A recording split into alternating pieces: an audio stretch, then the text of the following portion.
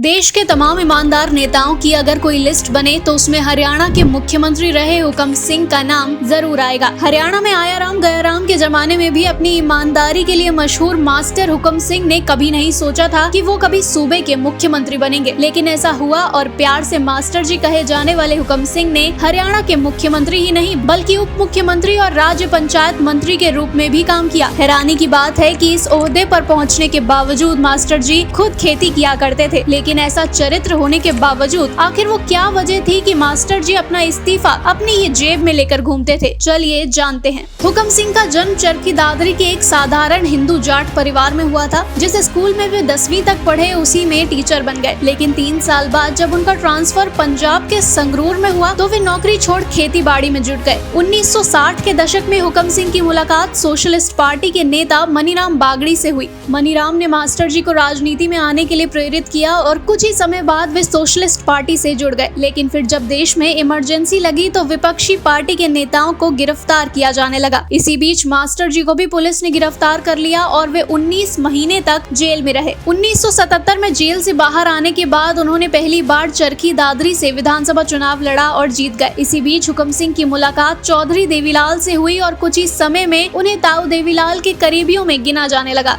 फिर 1987 में जब हरियाणा में विधानसभा चुनाव हुए तो देवीलाल मुख्यमंत्री बने और उन्होंने हुकम सिंह को उप मुख्यमंत्री की कुर्सी पर बैठा दिया। लेकिन 2 साल बाद ताऊ देवीलाल को उप प्रधानमंत्री बनने का मौका मिला तो वे हरियाणा की कमान अपने बेटे ओम प्रकाश चौटाला को सौंपकर केंद्र में चले गए। हालांकि 1989 में महम कांड और फिर 1990 में सरकार गिरने की वजह से ओम प्रकाश चौटाला को दूसरी बार इस्तीफा देना पड़ा और जिस तरह 1989 में देवीलाल ने बनारसी दास को एक डमी की तरह मुख्यमंत्री बनाया था, उसी तरह 1990 में उन्होंने हुकम सिंह को सीएम की कुर्सी दे दी। उनके समर्थक जानते थे कि देवीलाल उन्हें सीएम पद से हटा देंगे, लेकिन जब सबने मास्टर जी को कुर्सी से ना हटने की बात कही तो इस पर उन्होंने जवाब दिया कि मुझे कुर्सी का लालच नहीं है। मैंने तो कभी सपने में भी नहीं सोचा था कि मैं मुख्यमंत्री बनूंगा। मैं अपनी जेब में इस्तीफा लेकर चलता हूँ। जब देवीलाल कहेंगे मैं मुख्यमंत्री की कुर्सी छोड़ दूंगा। ऐसा ही हुआ और 22 मार्च 1991 को देवीलाल ने हुकम सिंह को हटाकर ओम प्रकाश चौटाला को तीसरी बार हरियाणा का मुख्यमंत्री बना दिया। आपको जानकर हैरानी होगी कि मास्टर हुकम सिंह ने अपनी बनाई समाजवादी पार्टी मुलायम सिंह यादव को सौंप दी थी। जी हाँ, जिस समाजवादी पार्टी को वर्षों तक मुलायम सिंह यादव ने चलाया, उस पार्टी को असल में मास्टर जी ने ही बनवाया था। दरअसल जनता दल के टूटने पर 1992 में जब मुलायम सिंह ने दोबारा समाजवादी पार्टी बनाने का फैसला किया, तब उन्हें पता चला कि हरियाणा में समाजवादी पार्टी के ही रूप में पूर्व मुख्यमंत्री मास्टर हुकम सिंह ने एक क्षेत्रीय पार्टी का गठन कर लिया है। ये पता चलते ही मुलायम सिंह ने मास्टर जी को फोन किया और कहा कि आप भी पुराने समाजवादी हैं और मैं भी, तो क्यों ना हम इस क्षेत्रीय समाजवादी पार्टी को एक राष्ट्रीय पार्टी का स्वरूप दें और मिलकर काम करें। इस पर खुश होकर तुरंत जवाब देते हुए मास्टर जी ने उन्हें कहा कि अगर आप जैसे नेता ऐसा सोचते हैं तो मेरी पार्टी आपको समर्पित है। जैसा आप चाहते हैं वैसा ही करें। इसके बाद 4 अक्टूबर 1992 को राष्ट्रीय स्तर पर समाजवादी पार्टी की स्थापना हुई और मास्टर जी ने अपनी पार्टी उसी में समाहित कर ली। हालांकि हरियाणा में समाजवादी पार्टी अपनी सत्ता नहीं जमा पाई, जिसके बाद धीरे धीरे मास्टर हुकम सिंह ने राजनीति से किनारा कर लिया।